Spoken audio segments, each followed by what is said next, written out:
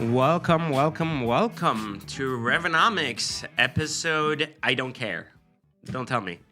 I remember last time it was 15, so we'll keep it going to see how long we can survive the internet. So logically, it would be.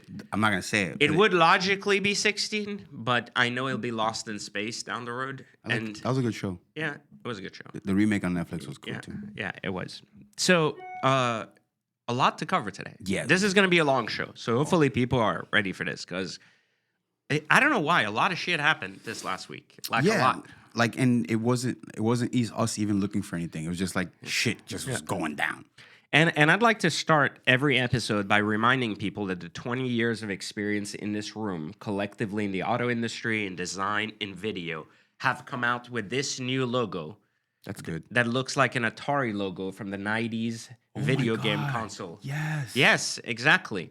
So I'd like to congratulate everyone in this room for this atrocious issue. But there is hope for us, because apparently our viewers, the 5 people, I think we have 5 members. 6. Okay, we have 6 people that watch this show. And apparently one of them or 2 of them submitted logos today. And so we're going to start a bracket challenge later, letting you guys decide kind of which logos are going to the end, right? So we're going to go through bracket style elimination. And then at the very end, we'll let the audience vote on between the last 2 on which one they'd like to make the permanent logo. Now, to be clear, no matter how crappy it is, we're going with the one the audience picks at the end. Whatever the people want, the people It will be the legacy of what 20 years of experience in this room have created. This won't be a rigged election. No, this will not be a rigged election. No, the machines are not rigged at all. No, not at all whatsoever. We would have no real democracy if we rigged the future of business that way. We just got to, whatever Revonomics turns into, it's up to you. Yes. Agreed. Now, I want to start today's conversation with something very different. And then we have a lot to cover on the clown show, business side. Clown shows. I mean, clown show always good. I think people like the clown show segment. Like, what kind of monkeys are on the internet? What kind of stupid shit they're saying? We got a lot of people saying stupid shit this week, so we're going to cover that. The one thing I'd like to start with is I actually watched I don't know if you know who Bryan Johnson is. I do, but let the audience know. So Bryan Johnson's a guy who basically wants to live forever. So his motto is like, is that the dude that his that looks like a Dracula? Yeah, like he he looks really weird, and like he's doing all these experiments and everything else. And he's like a really rich guy. He sold his company, made a lot of millions of dollars, and then he decided his second run was going to be like his big next thing was going to be his passion project of basically trying to elongate, like human life. Yeah, I don't mean your penis. And God, what's wrong with you, dude? Like, okay, he's trying to lengthen. No, okay, that doesn't. All right, anyways, he's trying to make people live fucking forever. Anyways, thank you for always making everything sexual. Doesn't have to be. Yeah, it does. No, okay, fine, it does. But he's trying to make people live forever. Okay. And so he's doing all these experiments and supplements, and he's got a lot of like good stuff going on, and he's got a very large following. And he recently debated like 20 people in one of these YouTube videos. The round table things? Yeah, like 20 random people who don't believe in his shit and want to basically debate him. And in this case, his first claim, which was really interesting. I'd love to know everybody's thoughts on this, was that, he believes people, like this species, a human species, could be the first species that lives forever. Like, meaning like that kind of can live and not have to die anymore, not have to deal with mortality anymore. Okay. So my argument was here, there were a lot of people debating him. Half of them, as always, are mentally retarded, so they just made this about money or something completely irrelevant. The other half made some intelligent concepts.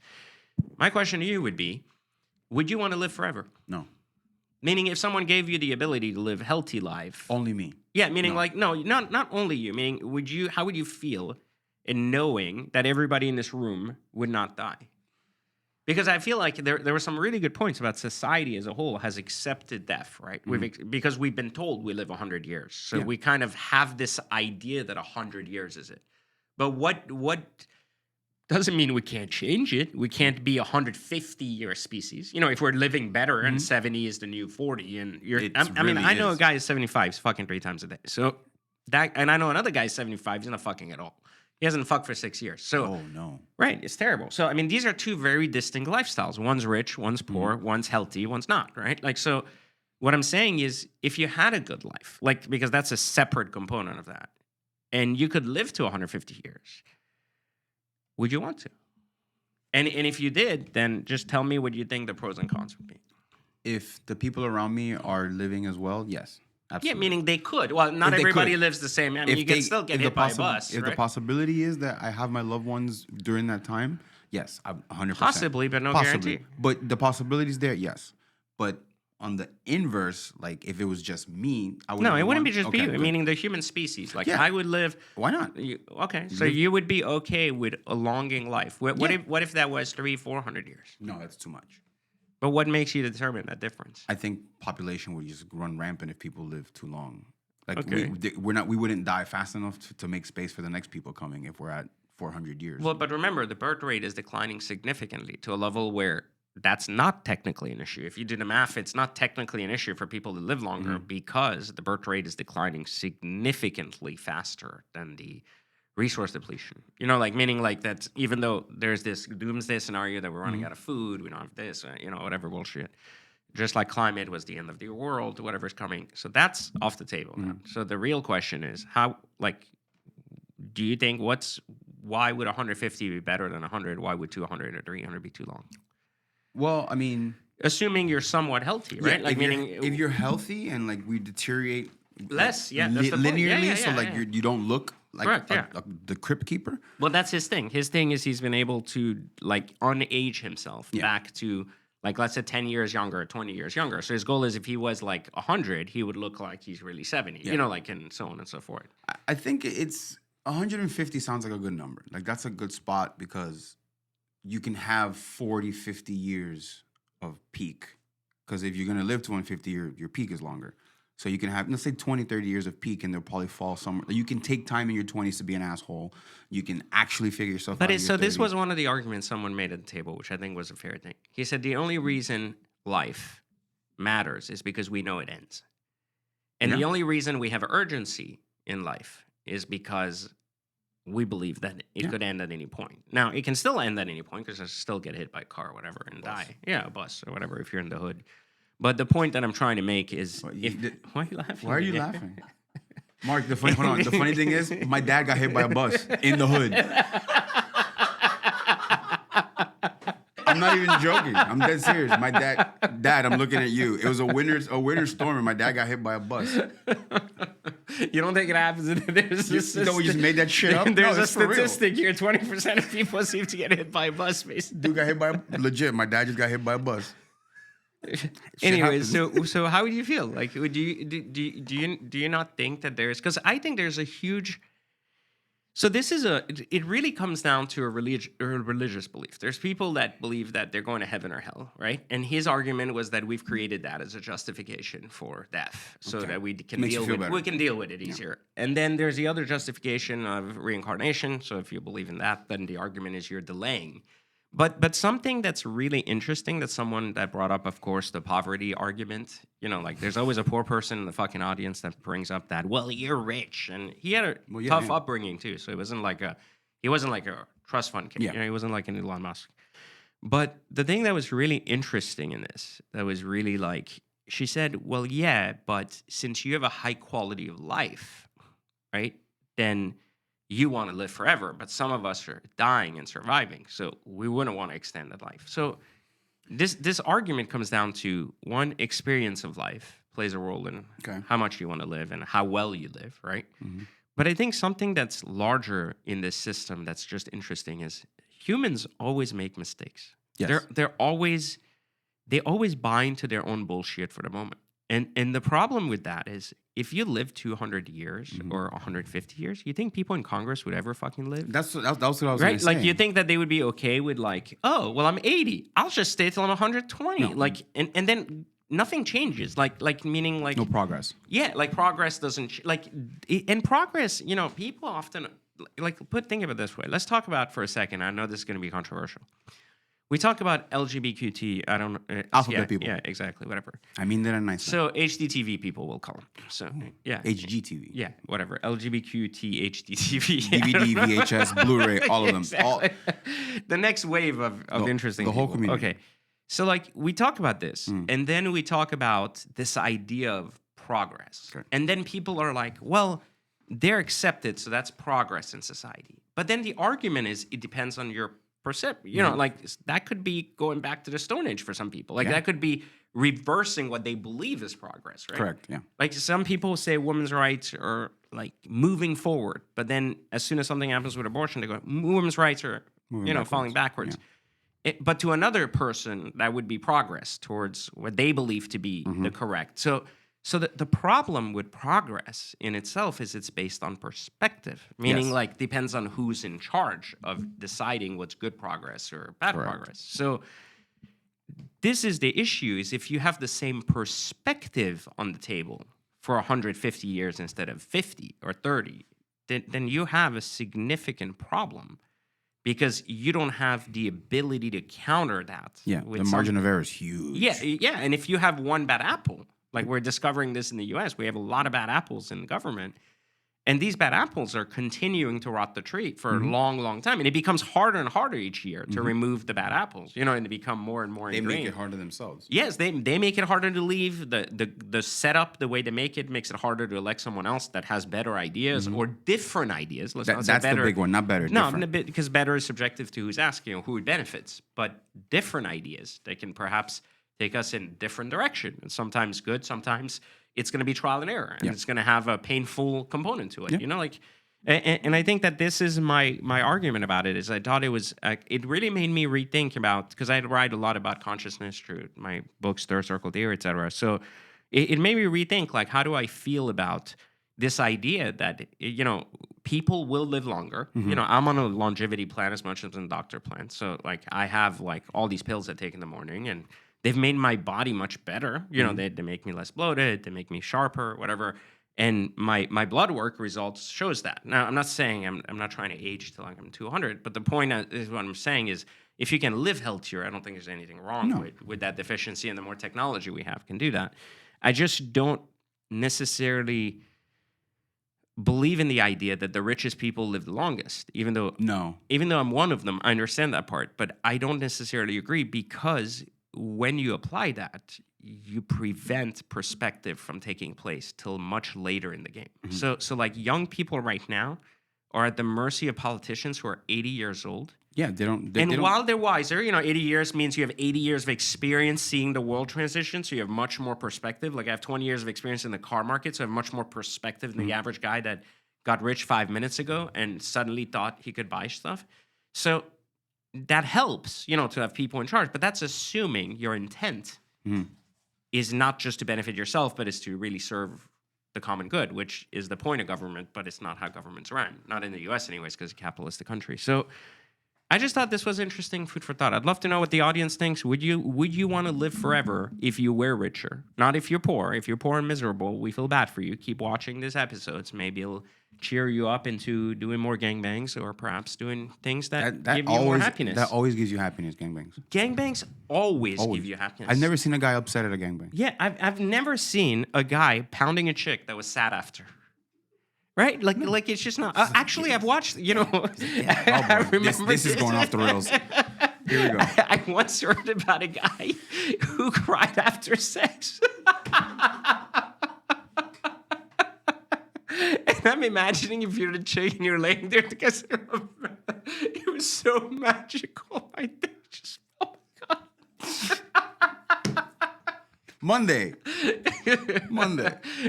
You see, that's why we should have Pootie Tang on the show. So, but I'll ask you, like, how long do you think is too long? Like, at what point do you think you go from being beneficial to a burden to society? So I think we keep the 100-year timeline. Okay. And we don't push people to living longer. We push them to living better in those 100 years. Do more in a shorter time. Yeah, meaning like get them more efficient, healthier. Like if you're broken for 25 of those years because you have a bad knee, you have bad hip, you didn't take care of yourself, you smoked a lot.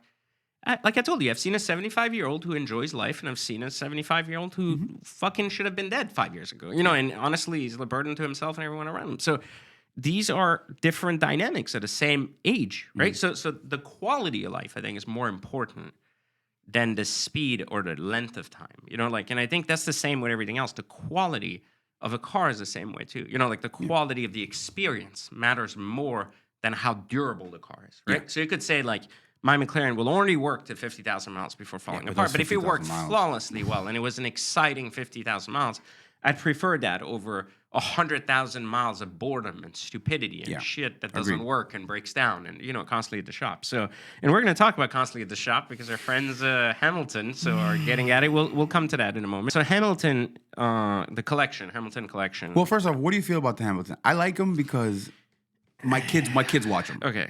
Yeah. It's a younger demographic. Yeah. I've always said this. I don't have to like people's personalities to respect them. Okay. Does that make sense? Like I can respect someone's work, hustle, or direction, regardless that I agree with it or not. He's a douchebag, but he works hard. Yeah, I don't think he's a douchebag. No, I'm not saying he. I'm saying an example. But I think that he has his own way of being. So I don't think we would ever be friends. Like I've met him a couple of times, and I've never really had that vibe that like, hey, we're gonna hang out. But How old is he? Is he younger, right? No, I don't know. He's not that young. But the point is, I just don't see that connection. But I have zero wrong, I'm not like, oh my God, he's pretending to be this or that. He has plenty of money to buy the right cars. He does the right things. He's cultivated a good audience. It's very like kid friendly and cool. And he does cool stuff. I like about it. And he does cool stuff with cars. Like unlike that imbecile Whistle Diesel, whatever. Diesel. That's like a bad role model for kids. Yes. And then you have the Hamilton collection, which are good role models for modern society. So 100% okay. And what's actually funny is he's much nicer than I am. Well, on YouTube, anyways, because a lot of people are not. No, I don't know about in person. No, because I'm saying, but with this argument he's had with Koenigsegg. So if you guys haven't been tuning in, Hamilton the Collection has been going back and forth with CVK. The Thanos of the car industry, or so he gave him a label. They've been basically fighting each other over the fact that he bought a Regera that's been in the shop, I think, like for 2 months. Yeah, so like forever. Like it's been in the shop. Every time he drives it, it breaks down, and then he has a Jesco on order, and he's never seen his Gemera, like basically, which is 5-6 years delayed, which was a bullshit car to begin with. So the thing that's interesting about this is I hate eggs. Okay, I have said this for. I have said this for years, though, and it's never been a personal thing. They depreciate like rocks, meaning when they come out at $3 million, they're worth at best $2 million. They're 30 to 40% under MSRP, which is insane.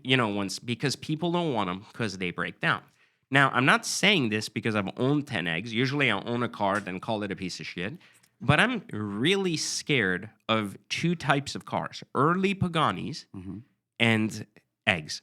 Because they don't have parts support, they don't have shop support, they're incredibly expensive, and every single owner that has actually owned one has told me it's a piece of shit. They said, I love the car, but it's a piece of shit. Yeah, and so, Hamilton started circulating this. It's so good. Yeah, it's so good. Like, and this is the best way you win the internet. So like good. it's a joke in a very like provocatively good way. And they've been going at it basically. And, he's like, I'm not saying silent anymore and all this crap about like this brand's. Like, he's like, I hope my Jesco's better, but this car's fucked up and they can't fix it. How would you feel about buying a $3 million car that was fucked up all the time? Because I know the circumstances under which he bought it, I have a different thought on that. What do you mean? Because he bought it secondhand from... Why? I bought my Bugatti secondhand. It's worked fine for 5 years. What's wrong? Well, I mean... Yeah, that's you can kind of fuck. That's my point. Like the fucking car is a piece of shit. Like the car's bad. You buy McLarens, Ferraris, secondhand all the time after 12 owners, like 15,000 miles, 20,000 miles. You buy a fucking Regera with 300 miles, 600 miles. Okay, how much of an owner did it have? It sat there. Yeah. So a car doesn't need an oil service every year if it sits there. Correct. So the argument was that the guy you sent me, he said, why does a car so new need so many updates? And I agree with that because there's no reason the car should be in the shop for 2 months and I paid $3 million for it. I'd lose my shit because Well, but that's the problem. You see, they haven't even released the other cars because they're equally fucking stupid and they can't get them to fucking work right. Like that's the problem. So if they can't get them to work right, they don't want to release them. And it's 6 years behind instead of like 1 year behind. How do you get to 6 years behind? How does that even happen? You try to engineer things in ways that you don't have enough data and volume to give you feedback. Okay. So car feedback basically works this way. They launch a model, they launch a launch model, and it all goes to shit. And then they fix all the campaigns, and then they get the final product out, right? But when you're a big manufacturer, you can afford this for years. But when you're a small manufacturer, you don't make the volume. Like, for example, Lamborghini can sell enough Ursus to support development for the Revuelto. Yeah. Koenigsegg cannot do that. They They don't even have a like car. a normal car to be like, hey, we figured this out 650 times. So, like, we'll sell these, we'll make money, and we'll take more time on these specialty hypercars. But they can't do that. So, when you're a specialty manufacturer, like when you're Gunter, you're, like Koenigsegg, you're any of these, you have to basically use this as a way to be like, hey, like we're hoping, we didn't see any bugs, but we're hoping these bugs aren't there. But sometimes you're also doing things that, while they're very creative, they don't flow with the legal aspect of a car running on the road or the safety or the thing. So then you have to constantly re-engineer, reaching.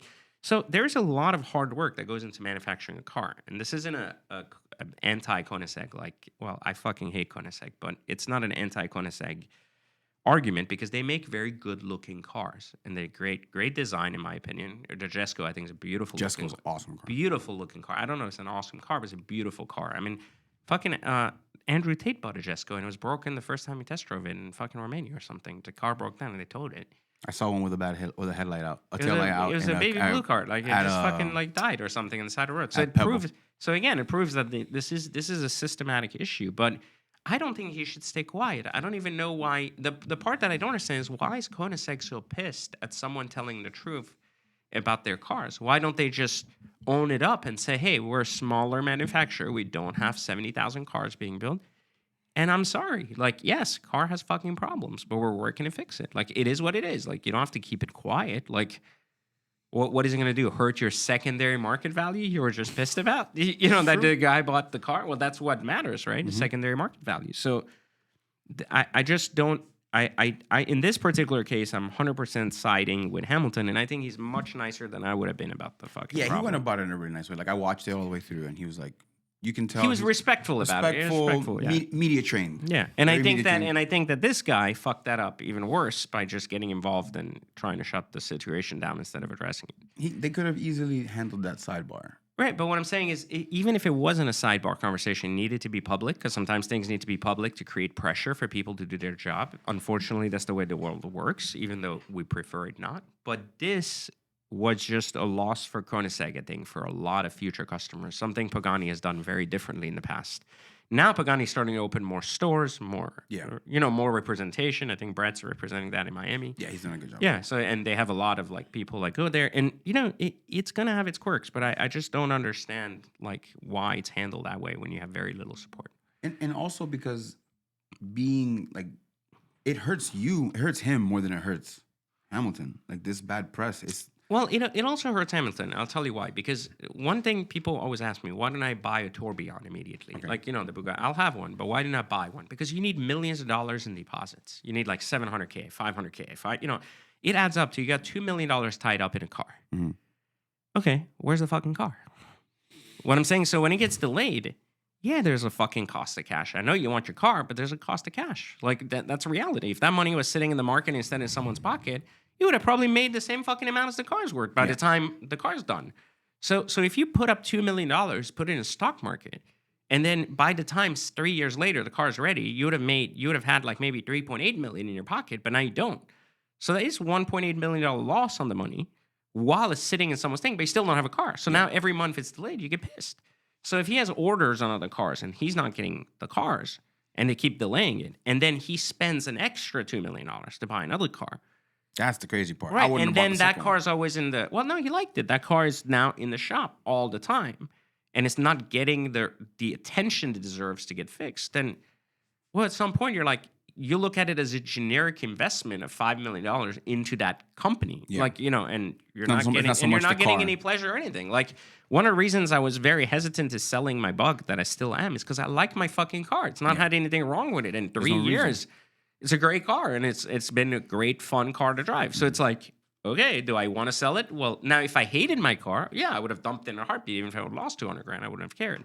But because you love it, you're like, I don't necessarily need to sell it. This was a good example of a good car, So anyway, so good luck to Hamilton fixing this. I hope that Koenigsegg does a better job at giving a shit if it intends to stay in business. Where do you see companies like this going? Like, how does he get him? How does Koenigsegg get themselves out of the situation? Is this a situation where a bigger company needs to come in? And No, I think they just build better cars. I think they focus heavier. When you're a small company, you have a struggle of revenue coming in. You have a lack of cash flow. So you rely on these big deposits to fund R&D.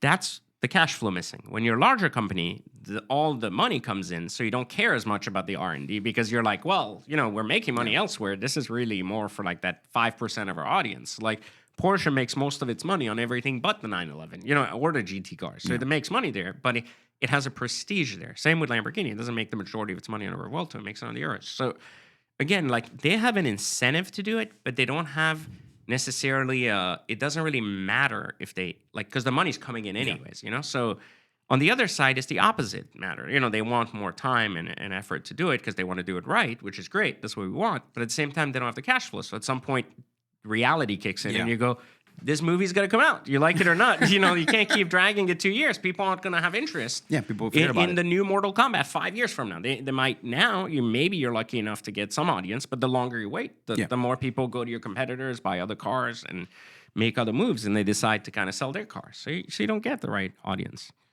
It's a tough situation, especially with owners that are so forward facing. And there's not a lot of them. Well, and that's his mistake. That's what I'm saying. Like that's when you have such a small audience, you have 40 customers or 100 customers, and they talk to each other. That's the key. Horatio's the same way, though. Yeah, but he talks to people, but he doesn't do this. But it's not even necessary to. This is the problem. Hamilton didn't even need to do this for everybody to know his problem that could actually buy a car. Yeah. But by doing this, he actually prevented new people from buying cars that are like, as an owner, he also complains. PJ calls him a piece of shit, and this guy owns one.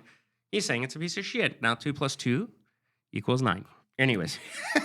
Well, since it equals 9, we're going to the clown show next because the clown show continues. Apparently, someone called us out. Apparently, he did. So I'm going to throw this up on the screen so we can watch it. We can watch it.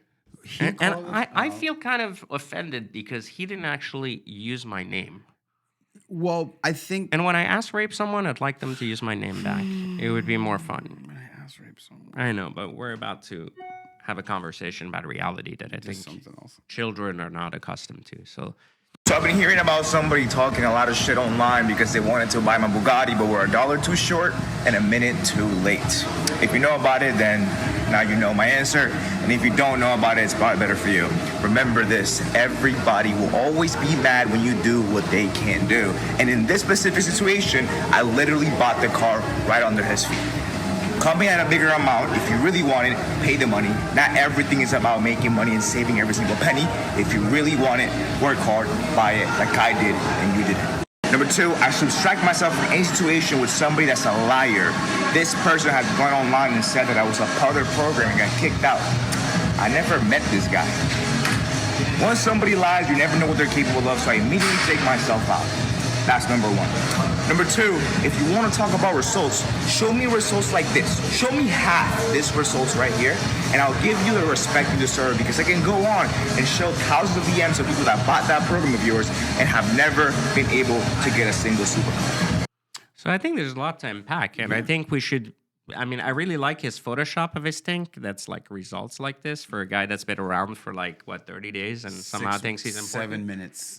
So let's actually debunk a few things. Very important, right? Because so I've been on the internet for 20 years, a little bit. 2007. It's a long time to be. It's a long time to be on the internet, and this kid's hasn't been on the internet long enough. But let's just debunk a couple of things. First off, there are 3 facts in this that we're going to prove today. The first one is that we're not on the same level. So if Ethan thought we're on the same, if Ethan thought we're on the same level, just like the idiots in Miami think we're on the same level, Wes Watson thinks we're on the same level, Q Banks thinks we're on the same level, we're not. Let me just be super clear. You think you are because it's funny on the internet, but you're not.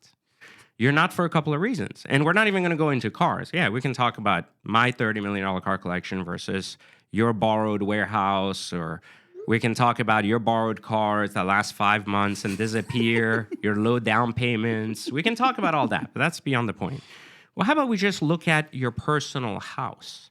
How about we look at your $6,000 rent versus my $10 million house? How about we look at my second house down the road that's $5 million paid off? How about we look at my office that's $10 million? How about we look at any of those things outside of just like the fact that the car game you can't even keep up? But let's just talk about that.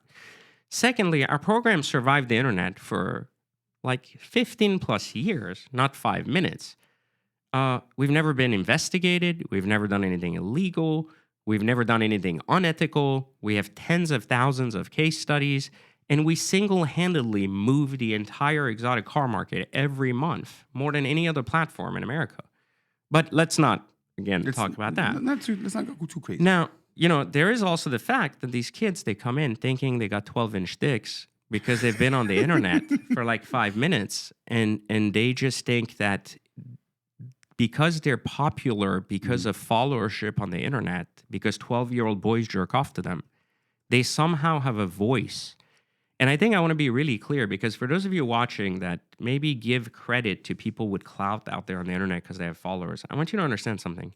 Who follows you and who listens to you holds a lot more weight than how many people do. If you have a lot less followers, but they respect your actual craft, they think you're actually good at something, and they understand why you do it, that's what a real influencer is. Because when you tell them to do something, they take it seriously. This isn't a influence has switched to this, I have X amount of followers, that means it's good. Well, if you have a bunch of boys that follow you from India that are 10 years old, it doesn't change the fact that you really don't have any real leverage. And leverage is how real money's made. Now, we're going to debunk a couple of things real quick. Put on the screen when he actually bought our Exotic Car Hacks program. So maybe he will be a little bit more... Humble? No, not humble. Real into remembering. And we're going to share some data. Okay. So this is his name. This is his email. I'm not going to publish his credit card information he put in because I'm not an asshole. This is the date he purchased the product, July 5th, 2022. Now, how do I know? He just said it's not about a penny saved, and yet this was our biggest sale of the year during Black Friday on July 4th.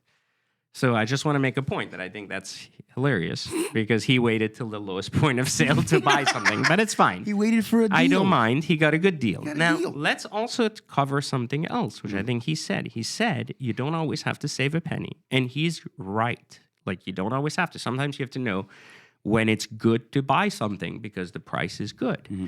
The difference is, and I don't want to put the dealer on the spot, but he overpaid more than $500,000, way more, I'm not going to give the exact dollar, than what I could have bought that car. So does that make him smart to have lost all of his down payment, which was a total of $700,000. Now, next time, if he wants to keep calling us out, next time maybe we should show his sales contract too. He traded 2 cars in. He put a total of $1 million down, which was the equity from his 2 cars, which somehow he doesn't mention how he sold 2 cars too, and he keeps flexing as if he's got 30 cars sitting there. And then the other thing is he put $700K down.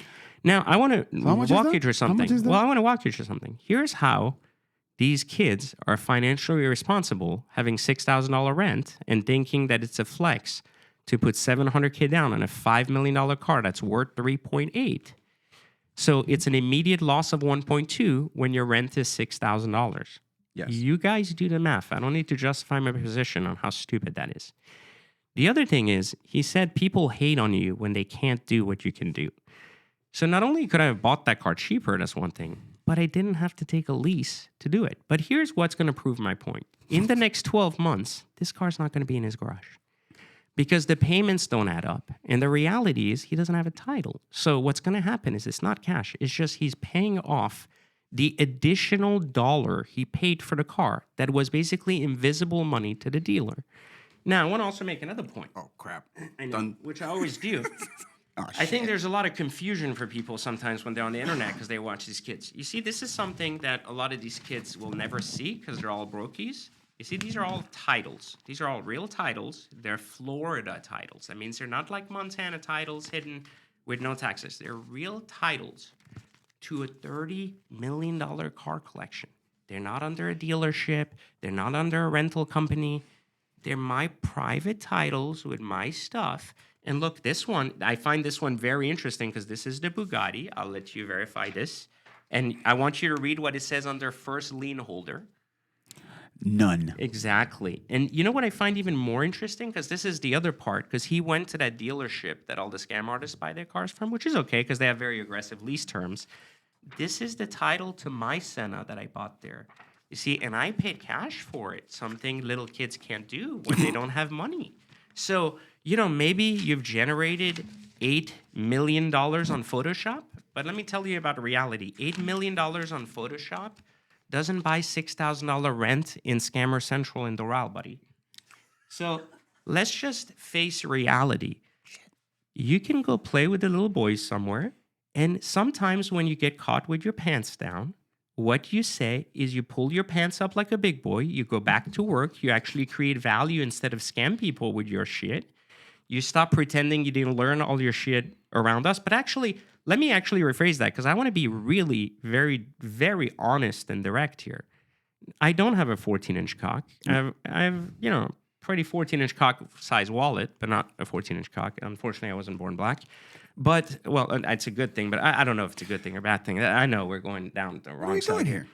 But the point I was trying to make is when he bought that course, I actually went through specifically down to the segment of how much of the course did he watch.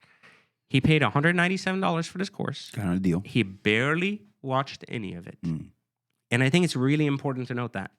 If he would have watched their course, he would have saved, you ready for this? Almost $1 million on his purchase. So why don't you divide $1 million by your $6,000 rent in Doral, and then let us know how long you could have lived after the scam comes calling down. When you get caught with your pants down, you pull them up, you become a big boy, you admit you're wrong, and you walk away. And that's it. That's how you resolve issues when you're caught. Or you double down for the 14-year-old fan base you have on Instagram that really likes you. We can go down this rabbit hole. We can release tax returns if you want. But listen, we haven't been down this rodeo, and we don't make up lies about people here. Never. We don't make them up. We know everyone you're friends with. Your own friends text us truth about your shit. So let's just be clear. So make sure that if you're saying something about me, that it's actually factual. Because I'm very honest about my reporting, and I'm very direct about it. And I said this to any fucking clown on the internet. I'll call you out with facts. You can say whatever you want to defend yourself, make yourself feel better. But at the end of the day, you're getting broken down with facts, not with my opinion, not because I thought I could own a Bugatti. I've owned a Bugatti longer than you. I've owned a Bugatti for the last 3 fucking years. Something not a single one of these cartoons has done. And you know what? Here's the beauty of it. It's one of 32 cars. So 32 cars owned outright. So don't forget that. And I don't rent my house. That's really important. And also to be clear, I want to be very, very clear for this. I did not buy a house for $2 million in hopes that because of COVID, it went up. Oof. I actually paid $8 million for my house and $2 million more to even make it cooler after. And down the street, I had another $5 million house that I didn't sell just because I liked it a lot. That's real money. Now, are there richer people than me? Much richer. Much, much richer. There's a guy who has a yacht that's more money than mine, and he's a good friend of mine. There's a guy who's got a house for $150 million, a good friend of mine. Doesn't matter. I act my wage. I know my value. Shirt. It's a shirt. And you need to learn that 14-year-old children following you on Instagram might think you're cool shit because of Photoshop, but the rest of the world doesn't.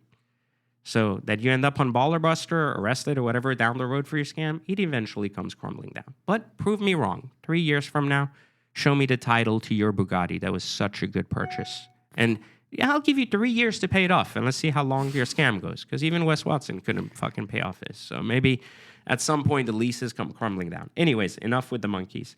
So let's talk about business real quick, because that's just reality. Was that not eyebrow? Oh, okay. It wasn't nice. Okay.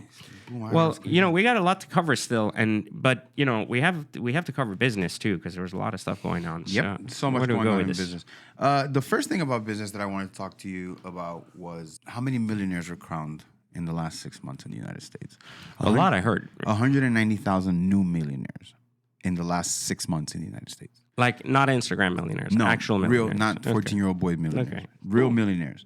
Well, that's So- fantastic. It proves that there's a path to money in America if you actually do the work. But my question on top of that is, if we've added 190,000 millionaires, does that devalue what $1 million is? 100%. 3 million today is what it was 2 years ago. Yeah, because if 3 years ago, I should say before. it was it 1 in 24 houses is a millionaire. Yeah, which but also the other problem is that they're millionaires in equity. They're Yes. not actually Not millionaires in liquid. cash. So there's a difference between saying I have the ability, I'm worth $100 million and I can write $100 million check. Those are two different things. Two very, very different things. Yes. So like I've always told people, like, you're not really a millionaire until you have the capacity to write $1 million check. Meaning like you write it and it doesn't change your life. Can Ethan write $1 million? No. Wait, he didn't. He didn't. So that's the key. So if you can, you do. You can't, you don't. And the argument is not about, I mean, this isn't an Ethan conversation anymore, but the argument is, buying power and actually equity power are two very different things. You can't, if you have a house that goes from $1 million to $100 million and you suddenly have like 99 million in equity, that's like amazing, right? You're like super rich. But you have to sell that house to have buying power because you don't have borrowing power unless you make significant income to be able to repay even if you borrow from your house. Get it? Yeah. So you borrow 90 million out of your house, well, you have to repay the 90 million. And what I'm saying is your cash flow has to match that. Yeah. So transactional millionaires and just equity millionaires are two different things. So that's why, like, it's almost like the real estate agent that says, like, I'm $1 million listing agent. Well, if every house in your neighborhood's $1 million, You're just selling houses. yeah, like, doesn't matter. Like, you could sell, now, if every house in your, neighborhood is $6,000, you divide that by $1 million and you sold a bunch. That's amazing.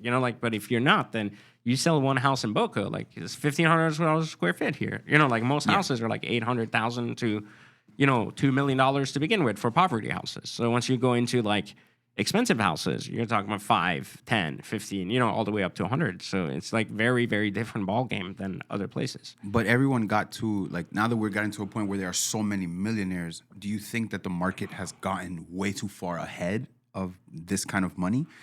So money always adjusts itself. Okay. Remember, money is always it's always based in scarcity of goods you're buying. So right now the value of the dollar is down, so the trades are basically expensive, which means that when we buy things, it's expensive. That's why I'm a big believer in investing in assets, more than anything else. So assets are very, very important, very important. And that's why they play a significant role in actually owning your house, not renting it. Because when values do go up, because the dollar devalues and supply and demand changes, well, you're not participating in the asset class rise of $1 versus another. So you're basically now outclassed and can't afford to buy. Like, remember when, like 6 years ago, F50s and Veyrons were $600K cars. Yeah. They're $4 million cars. So, so you have to think about that. Like, you have to think of Veyron's a $2 million car now. In a F50 is a $4 million car, like 3 million, whatever, depending on the car. Think about it this way. If 6 years ago you had enough money that you were saving to put $200K down to buy an F50, you're now outclassed unless you have made, in the last 5 years, 400% of your income. So you're in the same position. Now, if you owned an F50, though, at the time and owned it, you've made the equity. So now other cars like the Veyron or other cars that have gone up are at the same affordability level as they were because your equity can transfer into, it becomes profit equity. That's why I'm a big believer that people should own assets. And that's why a big, one of the lost conditions of becoming rich that people talk about a lot and some people talk against is like house ownership, and how house ownership is becoming harder because it's more expensive and people are shying away from it, and they're not participating in assets. And that's one of the keys to wealth. That's why a lot of people will tell you they got rich off of real estate first, and then they did something else. So it's usually a good gateway and entry point into assets. And then on the same thing of real estate, it kind of plays into the same thing. They're trying to introduce 50-year home loans. Which is okay, it doesn't change anything. Well, the thing is, you end up paying. I saw one calculation that you end up paying something more like double in interest over the. So here's the thing about banks. Poor people think that banks, you're supposed to pay off your assets, right? So so poor people think that you're supposed to buy homes and basically live in them 40, 50 years and sell them. Or pass it down. Nobody does this shit. Like, this doesn't work that way.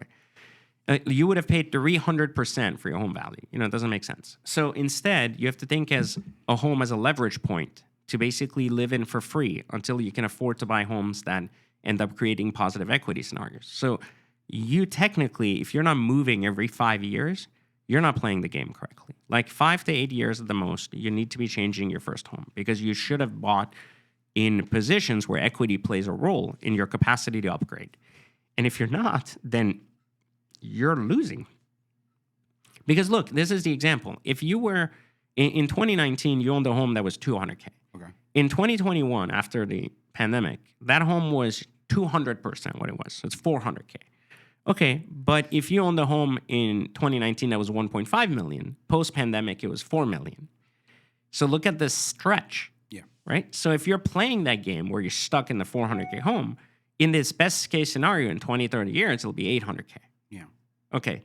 But the other more expensive home, right, would have been like giving you significantly more wealth, would have even put like 6 to 8 million in your pocket. Yeah. Right? So the argument is that you have to play the asset game in order to jump like Frogger to the next asset, and increase your capacity and equities as you build. But if you're looking at a home as a place of shelter, like I just have this home and that's where I'm going to be for the next 50 years, you're not calculating your capacity to increase your wages. So you're basically staying stuck in this mentality where you're like, oh, my mortgage is like $2,000 a month. I'm good with that. Like I'm going to make more money so I can buy a nicer car. You're not understanding that you have to scale your income. That's why you live in a capitalistic society. You have to scale your income so you can scale your assets so that at the end you look back and you go, fine, I have debt, but it's positive equity debt, which is the difference between a car. Like, for example, for a $5 million Bugatti to be positive equity debt, it has to come back at 3.5. That means unless you put 1.5 down that goes towards the equity, which none of these lease programs do, you're in negative equity territory right at the beginning if you trade in the car. Now, we called this. We said Wes Watson's car would be $2 million on the water. And here Wes Watson has lost $2 million on his car now that he's getting rid of it. So it's not like an opinion. It's a game of math. And the math, like people lie all the time. Numbers don't lie. Money doesn't lie. People lie. So it's so important to make sure that we understand that and that we're not stuck in this mode where we think that comfort is like a way to look at real estate. Real estate is a leverage point. So 50-year loans, all it does is it lowers your monthly payment. Now, it hurts that more of that payment goes towards interest, and that most people are unintelligent about how they buy real estate. They're going to go in a bad, financial position in doing that. So I don't think 50-year mortgages are the answers to inflation. I just don't think they make a significant difference, no different than a 120-month loan on a car. Like if you're buying an asset that's worth X and it's going to be worth Y, and that cost of cash, that cost of a loan is less than the equity that it's going to build, then you're going to build equity. Now, how much of that equity gets built based on your own desire for comfort? As I was much younger, I thought making more money was the only answer to wanting better things. So I would buy things I couldn't afford when I was 18 years old so that I would push myself to make more money or figure out ways to be creative so that I could make more money. So that looking back 10 years from now, I was like, hey, I don't need all this stuff anymore, but I'm still making that type of money. So I look back and I'm like, well, I'm making, a couple of $1 million a month. And I'm like, oh, well, okay, well, I don't need this stuff. I still want this stuff. And it made sense because I got good at it. But generally, you don't have to want it. Yeah. Damn. Sorry for the long earphone. No, I like it. It's a good way to put things out into perspective.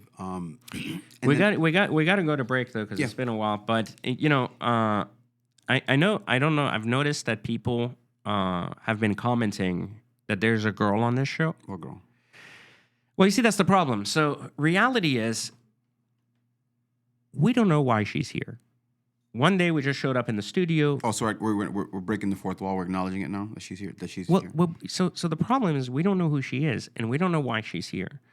She kind of showed up one day, and she sat there, and we just went with it. Yeah. Yeah, and she never says anything. So like we don't know anything about her. We don't know who that is. We don't know what she is about. We don't know anything about her. And every time we look anywhere on the internet, I can't find anything about anyone that looks like her. So, well, hold on. I was a little bored yesterday, and I went down a rabbit hole, and I started doing a little bit of investigative journalism. Okay, that's different for you. Why are you laughing, Mark? Because he's on that side of the camera. That's why. Yeah. We're gonna It get was you on this easier side. to laugh from the outside than the inside. How are you gonna laugh from outside the club? You can't Yeah. even get in. No, but I did a little bit of investigative journalism, and I ran her through a facial recognition software that I have, Okay. and it came up with this. Some people talk their way through life, but she never said a word. They call her La Pilota. That's your name? No one has ever seen her face, not under the fox mask, not even on her hardest days. She loved once, a strange love, with a milky bear who never spoke back, but even sculptures can break your heart. After that, she fell into bottles, into silence, into the kind of darkness you only feel from behind a mask. But one morning, she stood up and she chose her road instead of her past. And then the universe answered. A single package appeared at her door, quiet, heavy, and carrying a new destiny inside. She opened it like it was a message from another life. Inside, a helmet, cold, perfect, a reminder of who she used to be, and a note. 4 words that cut through everything she'd become. Time to get back to work. 4 words. She removed the fox mask for the first time in months and placed the helmet over her head like a rebirth. The world sharpened, her pulse steadied, purpose returned. She walked into the garage, stepped into the exotic car, and with one ignition, she drove straight back into herself. The road rose to meet her. The past fell behind her, and somewhere between the engine's roar and the silence inside her helmet, La Pilota was reborn. And when the engine finally settled, she didn't just stop. She arrived. In the podcast room, centered, present, unstoppable, La Pilota. Back where her voice doesn't need words. Oh my God. I didn't know that about you. I didn't know that about you. Oh, it's a gangbang production. Look, man, this is the most Monday. We're going to break. We're going to break.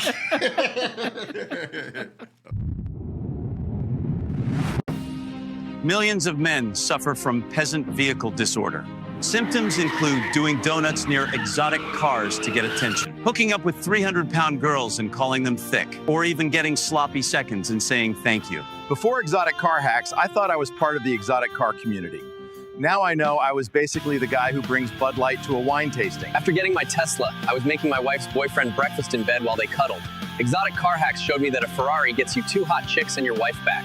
Before Exotic Car Hacks, I was starving myself and doing juice cleanses. Turns out girls will hug me tight if there's a Lambo in the driveway. Side effects may include your testosterone levels becoming dangerously high, women throwing their panties at your windshield, and Corvette drivers desperately trying to race you. Exotic Car Hacks. Ask your wife's boyfriend if ECH is right for you. Oh, we are live already? If they called you right now and said you could buy that, You know, I would say I would give my left nut for it, but I only have one nut, so that would be a lot of. you'd be giving up 100% of your nuts. Yeah, that's a lot. You know, like to give up a nut when you only have one nut. Yeah. It's like imagine you're a squirrel, you go one nut, and you have no food. It's terrible. So, And I'm not trying to live in Doral anymore, so you know. wow, just going after them, huh? Yeah, it doesn't matter. So- But this has always been since it came out. This fucks. Hardest fucking car Ridiculous. in the world right now. We saw it we were there. I was there for Car Week. Saw it, phenomenal.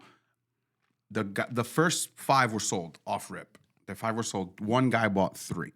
Is it a guy or is it a private equity firm? I just say it's the guy. It's Okay. one dude. I but thought it was like represented by a yeah, firm. Yeah, exactly. So it's one guy through a firm. He bought 3. So now this is gonna go up for auction. So at this Arms is Sotheby's. why I feel bad being poor.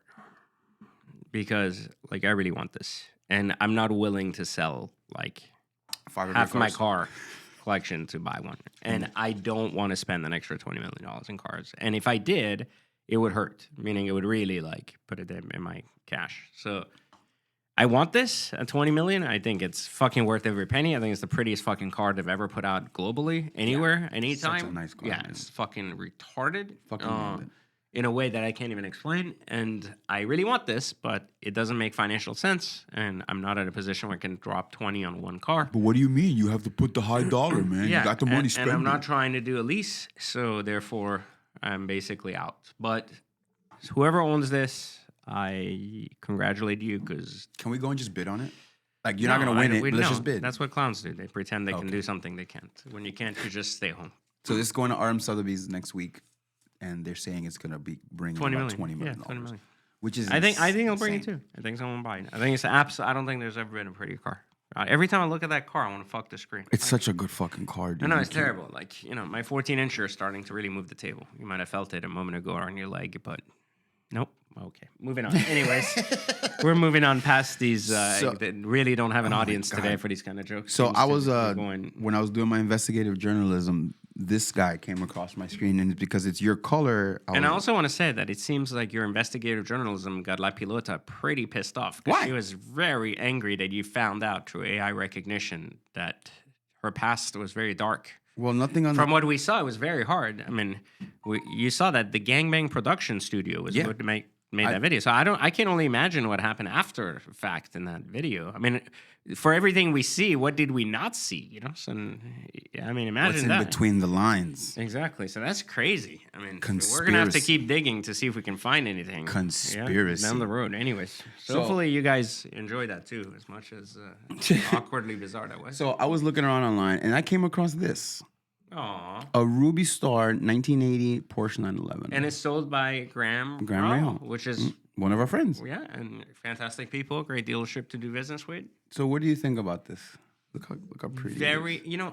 I've said this before. I'm not into old shit. Like I've tried. I really tried at this point. I spent $1 million on a Gunter, so like that should tell you like I'm trying. Like I'm really trying. I'm attempting. I'm really trying to get into it. I just can't get into it. Like I'm some shit needs to stay in the past. It was great for the time. And listen, the thing with old cars is they are very pretty to look at. That's why I don't like driving any of the shit that's on the top deck because it's old. And I'm like, it drives like shit. And people are like, it drives analog. But I will say my 355 Ferrari drives amazing now.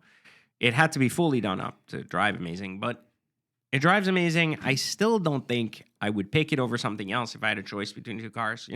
But it has its place for what it is. This is actually, I'm going to say this. I know it's going to be unpopular because you like it. I think it's ugly because it's too old. Okay. I think anything older than the 993 Porsche at this point should have been retired off the earth and put away. Yeah, no, and should have been put away for collection, for museum quality, for discussion, for historical value. But I don't think it needs to be on the road anymore. Some things are just better off left dead. You wouldn't want your grandma to come back and try to fuck you. Like, well, you want this to come back. Dude. I mean, think about it. If you saw your grandma now and you saw her again, like, as if she was 20 years old, but in her clothes from that era now, looking like she wants to fuck you, would you be like, oh my God, my grandma's hot? No, you would probably be like, this is disconnected from what is hot today. So you just said the point of Back to the Future. Yeah, so you just that was the whole plot. You don't need to fuck your grandma. Just put her away, Yeah. Oh, boy. All right. And then in Jesus Christ, why do you always do that? Well, I didn't do anything. I'm just saying, like, does anybody that actually watched this show for the 6 people that are watching this? 7. 7. Okay, we have one Actually, more fan hold on. today? Wait, no, we had 8 today. We had 8 people on. Okay, on so the live stream. Okay, so we had 8 people on the live stream. Would a single person aren't we like 3 of those people? Okay, so we have like literally 5 people watching this. So for the 5 people watching, would anyone want to fuck the grandma? Put it in the comment. Tell me that you would or wouldn't. Oh my God. Yeah, it's terrible. Anyways. All right, moving on to other car news. It's more local. The Collection is in an ongoing lawsuit right now. Great. A scammer sues a scammer? Yeah. All right. Great. So they're suing Why was this not in the clown show segment? Because it's more car, and I wanted to just kind of separate it from that. But they're in a $300 million lawsuit with Porsche over allocation rigging. Allocation rigging? Yeah. So most people don't know what that is, obviously. Yeah, but that's when basically you're supposed to give allocations to people based on the products they buy, et cetera, but you end up giving them to your friends or other people that end up buying the cars, reselling them either because they give you a kickback or something. I mean, as a result of that. So you never actually give the right clients the right cars, but the wrong clients basically make money and they end up paying you. But that's beyond the point. But that's very normal. That's normal. They're saying that it's because of retaliation because Porsche wanted them to build an insane showroom and they didn't. So then all their allocations right after that started getting fucked and then things. But I don't think I think that's part of the contract. They have to upgrade the showrooms to match. Well, floor plan. Yeah, like no, they have to match like all of these dealerships, there's Toyota or Porsche, they want people who play ball with their overall like idea of what their brand is. Yeah. They don't want dealers that redesign their brand, rethink how things are supposed to be. If they want you to build a showroom that looks like a showroom, that looks like a Porsche showroom, you have to do that. If they don't do it, then they're going to penalize them in other ways. I don't think the lawsuit's going to get anywhere. They might get a little bit more, or they might actually end up fucking building a showroom. Who gives a shit? But the collection is notorious for doing fucking weird shit down there too, and super scammy shit too. So I'm not. Miami. They're in Miami yeah, too. it's the Miami like effect. I don't really care for them, but this is a very normal practice for Porsche. I've always struggled to get allocations because I refuse to fucking give the car back to the dealers, and they were like, "Well, I'll give it to you, but you got to like bring it back in 6 months." I'm like, "Well, why the fuck would I want to do that?" He's like, "Well, you can drive it, and then I'll give you back the money." And I'm like, "What about the 200K over the sticker you fucking make on the car?" Well, we have to make that. Okay, why? Well, we'll keep giving you nice shit. I'm like, well, what if I want to keep it? Well, no, you can't. You got to give it back so I can keep making money. I'm like, why don't you just get new fucking clients and make money? Like, what the fuck is that my problem that you make money or not? Like, you're not buying a fucking car. Like, sell me the car. I have money. Like, oh, no, you should pay, like, extra to have it now. It's like, whatever. But I'm telling you, Ferrari and Porsche are basically, in my opinion, the worst trash brands as corporate branding gets. Now, I'm not talking, Porsche makes fabulous product outside of GT3 RS, which is a complete piece of shit. Yeah, everything else they make is great fucking product. They've done a great job on cars like the Sport Classic, GT2 RSs, 991s, turbos. I think 992 Turbo S, the 992 Targa are like amazing cars. But unfortunately, it's like really shitty fucking corporate branding with really bad dealership culture. And it's plaguing them. It's killing them. I feel equally bad about, I said McLaren is a great fucking brand, but the corporate culture with Their dealership trash. yeah, the dealership, the dealership like support, their dealership like conversation, the people they put in dealerships. I mean, all of these guys, all they have to do is take a note from fucking Lamborghini's playbook with customer service. I don't understand why Lamborghini does such a good job at including their like clients, regardless that they bought a car there or not, regardless they're driving an old Gallardo, Murcielago, or a brand new Revolta, or a brand new like fucking Countach. They just include you, and they do such a better job after the sale than anyone else of these exotic car manufacturers. And I just don't understand why they just don't steal their playbook. Like, I'm like, they're already stealing each other's designs and cup holders and shit. Then why don't they just steal each other's playbook? I just don't understand. So Porsche is becoming more like Ferrari, and we speak highly of Lamborghini when it comes to these customer service. And they could get fucked too in a couple of years. Who knows? You know, like, I mean, they might change their view. I guess it goes back also to what we were talking about Christian Koenigsegg and Pagani, the forward-facing versus the not. So you get these companies like Porsche. Porsche used to be just, it was like the most attainable entry-level sports car you could get. And now, we were talking about it yesterday, you can't get into it for less than $140,000. But it's still affordable. So what you're describing, though, is a shift in price increases across the globe. And some have not caught up. Okay. So when you look at, for example, the price for a Porsche today, you go, oh, they raised the price. It's $130K to buy a base 911. That's not affordable. Well, it is. It's very affordable compared to, remember, a Gallardo back then was $150. Now the Tamari or whatever is $400K. You know, like, or Volta is like $800K, and Aventador used to be $400K. So like, these are like different dynamics of play. So in context to where they end up, it's very affordable in the class they're competing in, because Porsche believes it's competing with Lamborghini and Ferrari in those levels.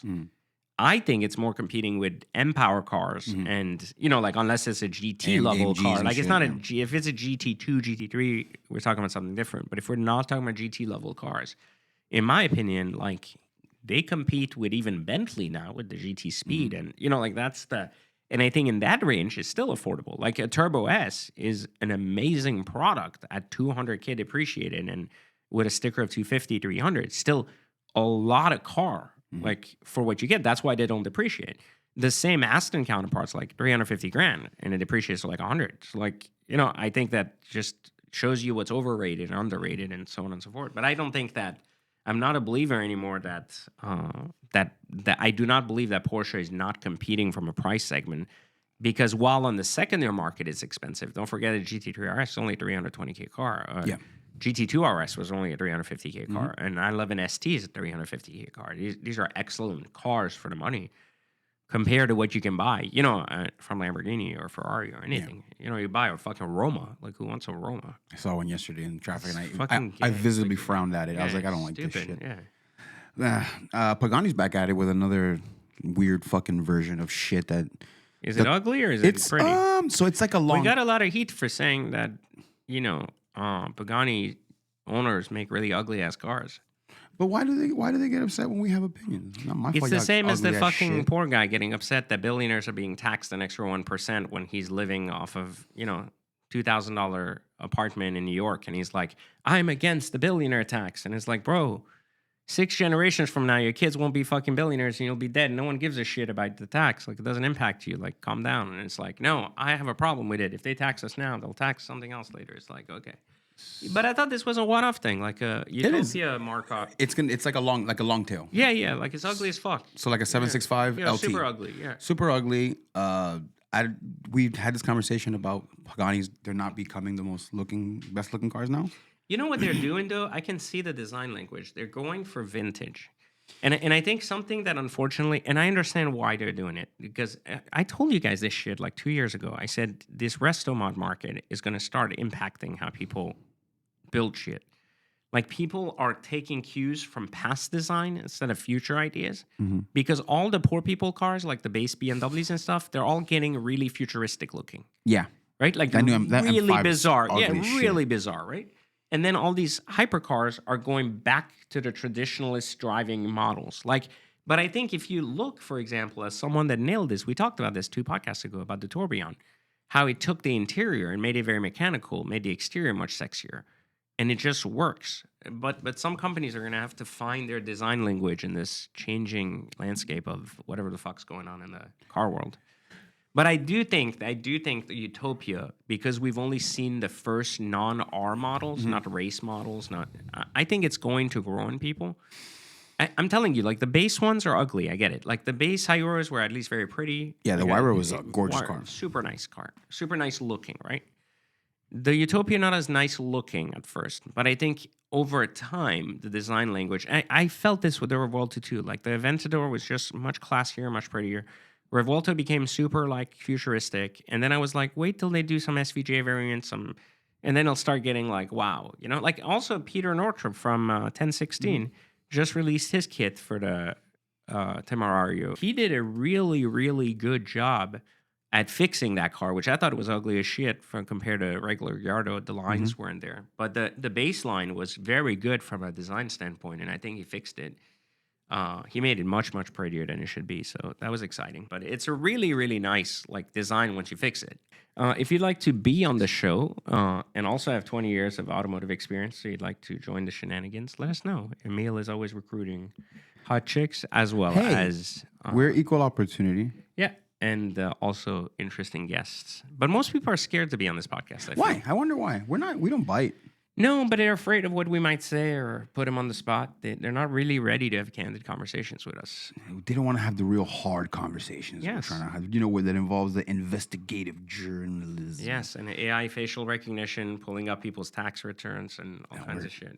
McLaren's introducing an SUV. Yeah, P47 is the code name. So that's more or less what it's supposed to look like. It looks like a pure sanguine. And a fucking Jaguar had a baby, and it looked like shit. I love the back. Like, I love the lights. I don't know. I guarantee there's no way they're gonna let that exhaust fly. Just those two simple little. Yeah, that looks like a guy who's really like 6'2", super buffed up with a 2-inch cock. Like, it just doesn't add up. Like, so specific. Yeah, it's very specific. I had someone in mind when I did that too. It's very like specific, but I'm just gonna leave that off. That's the front. I like that. I could deal with that. I mean, it has design cues, very F-Type. I mean, clearly this I'm is- interested to see what it actually looks like because the pure Sangue, I don't know if you remember the render was very different from the final. The Ferrari SUV Yeah. was No, very different. Where originally the render came out, I was like, wow, it's ugly. And then when they finally released the actual car, I was like, oh shit, it's actually like decent looking. It has potential. They still look like shit. They need like a ton of upgrades, but once they're upgraded, they look kind of cool. I love how you give backhanded comments. You're like, it looks great, but it also looks like shit. Well, no, but it looks great compared to the render. It looks like shit, so it needs an upgrade. So you have to think about it this way: if you see a picture on Instagram of a chick and she has the face app, then she looks like shit in person because you see it, and so you could be pleasantly surprised because it's not that edited. So you're like, oh, like you look better than the picture that I expected. Right? Yeah. But then you look at it and you're just like, well, but you're a 7 because you don't really have money. But if I invest like some money, makeup, teeth, like some 8.5, lipo, this, 9. that, suddenly you go from a 7 to a 9. So it's like a car. You can fix it. And then, Body kit. Yeah. And then everybody loves the way you fixed it. So they want what you have. Now they want your car. Yeah, exactly. Or your chick. Oh But my that's how it works. God. Yeah. But yeah, so it's gonna be a hybrid V8, Terrible. I know. but it's cool because they're not gonna go EV, which we always bitch about the EVs. McLaren's always really good about that, and we know that the power plants are good and they're good. I'm peppy scared power. of that car though, because McLaren's not known for the most reliable first model cars. So No, I'm the MP, remember the scared, MP4? I'm scared of that platform, like meaning like when they build shit, and also outside of the quality of the engine, just the craftsmanship of the cars are very, very poor compared to Lamborghini. I mean, Ferrari's worse, but I think McLaren has a lot of room to grow on craftsmanship. Are they still like in a barn somewhere in Britain? I don't know. Making I think the cars, Saudis own them or something now, right? Something like that. Yeah, we talked Well, yeah, about they were that. just because they we just talked bought them. about They it, just yeah. bought them out. So, But it's like I mean, the market dictates that this is where you have to go. well, that's what we talked about. They need the money. The market they need the said- money to support the development of more We expensive can't cars. we can't keep getting P1s and Sennas if they don't sell this. Yeah. So there, I mean, this is normal, and I think Lamborghini called it quits on the 4-door sedan or something. Yeah, I don't they know. just- They just killed it. they or don't wanna something. do it Yeah, they anymore. shouldn't be doing it. I don't think they should. They're rolling back a lot of the plans that they had a couple years ago. It was pure I think EV. that's a good thing. I think Yeah, you sometimes you take 2 steps back to go 10 steps forward, but it's an important decision on the direction of a company. So hopefully, I wish him luck because I like the McLaren brand generally. I have a lot of I've always McLarens. liked the McLaren brand. I've never had a problem with them ever in general. I like It's their cars. Like I think they make fucking fantastic They're- cars. they- Once you get used to and you get the right car, because it might take you like buying 10 765s to get the right one, but when you get the right one, it's a good experience. And if you're and like they're nerdy cars, that's why I like them too because they're nerdy cars. All right, and one last one because we got to go because we're ear fucking people too long now. So the 996 GT2, I don't know if you saw that, sold for $210K. So it's a 996 has always been known as The ugly stepchild. ugly stepchild. Yeah, of that nobody Porsche. wanted, Nobody fucking wants that car. The headlights, yeah. That was It my is- first turbo. It That was is my so first, fucking ugly, dude. It's just like the ugliest car. My first But- exotic was that. Yeah. So what happened was this guy bought this car for $186,205, brand new. Parked it in his house. Very little miles over the last couple of years, and he just sold it for $211. Which is way too low in my opinion. That's what I was gonna say. How much do you think he should have got for that car? 300 $300,000, easily. easy. If it had delivery miles, yeah. Yeah, I think it had something stupid like the Yeah, like even if it has like 4,000 miles. I'm saying not as long as it doesn't have something that's like 20, 30,000 miles. Should have been fine. I just don't understand. Like, I think, I know it's not the most popular headlight thing. This was my first car ever. Like, not a GT2 and not turbo. And 15,000 miles. Yeah, and I did the GT2 bumper on it, so it looked like that. I loved that car back then. You know, I thought it was a great car. I thought the 997 was more iconic, so I can see why people didn't get into this with the headlights. But nonetheless, this was still, in my opinion, an undervalued car. So was the 996 turbo. You could buy these so cheap. Like 5 years ago, you could buy these for nothing. Yeah, nobody wanted them. Yeah, that's the thing. But again, remember, scarcity. So that's what happened. When we saw the 993 GT2 start skyrocketing, we saw the 997 GT2 start to go up. We saw the 991 GT2. Like, so we started seeing these things fall in line. And market prediction, for those of you watching, Love it. the new 992.2 or 0.1, whatever you call it, XS1 GT2 RS coming out will start with a secondary market value between 800K to $1 million. Clock that, Mark. 800K to $1 million. 800K to $1 million for first units that hit the market. Meaning like in that range, right? Like that's what they'll trade hands for. So someone can try to list one for like 1.3 million, but I think that's what they'll trade hands for. And I think they'll have a sticker somewhere in the low fours, like 450. Damn, that's crazy, dude. like what was it? GT3? What was the No, what was your my GT2 RS had 350 sticker. 350 sticker? Yeah, the yellow one with the Y-sock. Yeah, with the mag wheels and all that shit. 350 sticker. That car is now like 550. That's wild. Yeah, so maybe like 500 depending on how much you want to fuck yellow. So obviously this guy doesn't know what he has because he made what, a 30 grand profit on Well, something. I mean, that's just stupid. If you So didn't dumb. drive it, that's stupid. For that 15,000 little- miles, that's it not- looks That's brand a new. terrible, like, investable. He could have flipped that 42 times in between and made like 3 times the money he's made on easily. this. Yeah.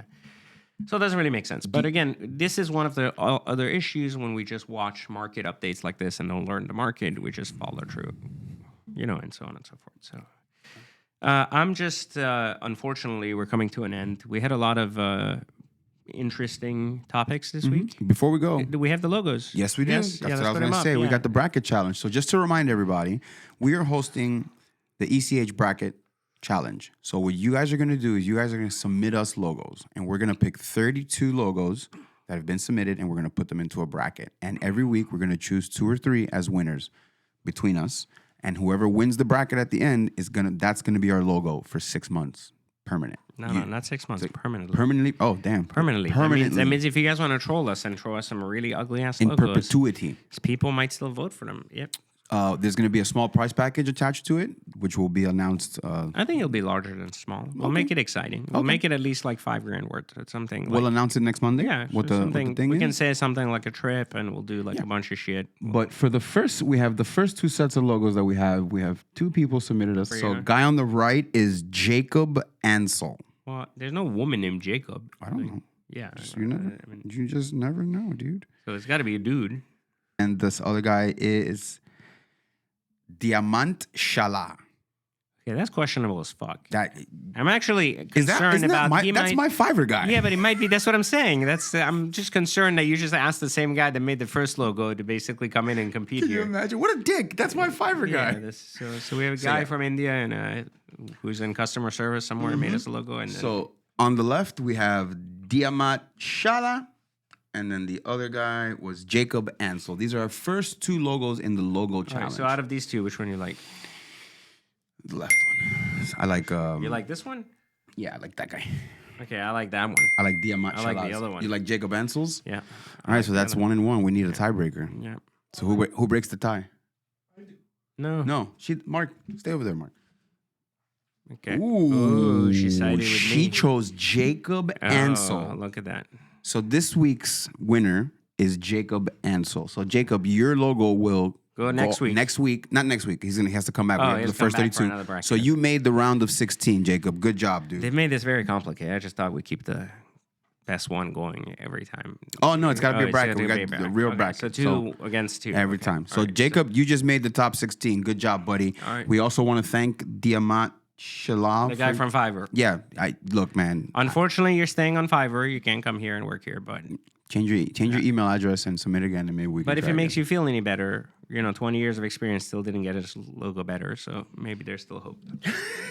Maybe there is. Well, So this there you is go. today's winner in our bracket challenge. Anything else you want to clean up before we get out of here? No, I think we had a very interesting show. I want to say, though, I think we didn't really talk about these things, but I think it's worth noting, generally speaking, that Wes Watson is actually selling his car now. Oh. He pretended not to for a Should we while. buy it? He just wrapped it. No, because he wrapped it in matte black now. Yeah, I know. And I commented on their Instagram post because they were like Batman's car, whatever. And I was like, Batman's taller than Wes Watson. Oof. And anyways, so that's on sale at limited spec. So if anybody would like a very talked about, the infamous car, and it's not orange anymore, it's matte black to create Does confusion. Wes Watson come with the car? I just stopped. That guy's going to be in jail at some point. And then the other guy they found dead in Dubai, the crypto scammer. I don't know if you heard about that. There's a guy, a Russian dude. His name was Roman Novak. Dude's they were just both dying? They were both found dead in Dubai and cut up into pieces. Oh. Because, that story was all over Instagram. I don't know. Oh man, like the dismembering of people is just crazy. It's just not cool. His wife also. I know. Oh no. When they get you, they get both of you. Roman and Anna Novak were lured to a fake business meeting, kidnapped and murdered after a ransom plot. And I think they failed, caught the guys too. with several Russian citizens now Yeah. arrested in connection. Exactly. That's terrible. Yep, they got him. But anyways, they got each other apparently. So anyway, everybody went to jail or fucked up or that. Anyways, so the point of today's podcast is don't scam people and don't do terrible shit, and perhaps your life will get Don't better. do it. Don't do it. Anyways, we'll catch you guys next week for whatever episode number it is. Peace. 16.